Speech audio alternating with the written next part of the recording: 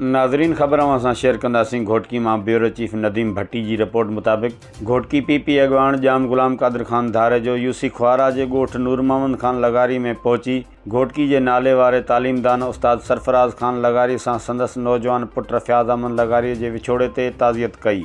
उन मौक़े ते रईस अब्दुल गनी ख़ान लगारी, मंज़ूर अहमद लगारी, मुनवर ख़ान लगारी, मुश्ताक शाही लगारी, तुफ़ैल ख़ान लगारी, ग़ुलाम मुस्तफ़ा ख़ान लगारी, ज़हूर अहमद लगारी, राशिद ख़ान लगारी, शौकत लगारी, अमजद लगारी ऐं ॿिया मौजूद हुआ। संदसि मरहूम जे इसाल सवाब ख़ातिर दुआ ऐं मग़फ़िरत घुरी वई। पीपी अॻवान जाम ग़ुलाम क़ादिर ख़ान धारे जो मीडिया सां ॻाल्हाईंदे चयो त पाकिस्तान पीपल्स पार्टी हमेशह बेरोज़गार नौजवाननि खे रोज़गार ॾिनो आहे। पीपल्स पार्टी ग़रीब अवाम जी पार्टी आहे जंहिं हमेशह अवाम जा मसइला तरजीह बुनियादुनि ते हल कया आहिनि। हुन वधीक चयो त ईंदड़ मुल्क जो वज़ीर आज़म पाकिस्तान पीपल्स पार्टी जो चेयरमैन बिलावल भुट्टो ज़रदारी हूंदो। पाकिस्तान पीपल्स पार्टी जूं पाड़ूं पूरे मुल्क में मज़बूत आहिनि।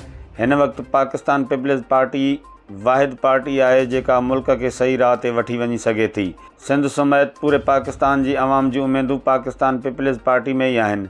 हिन वक़्तु घोटकी में तरक़ियाती कमनि जो ॼार विछायो वियो आहे ऐं घोटकी जे यूसिन में तरक़ियाती कम ज़ोर शोर सां जारी आहिनि।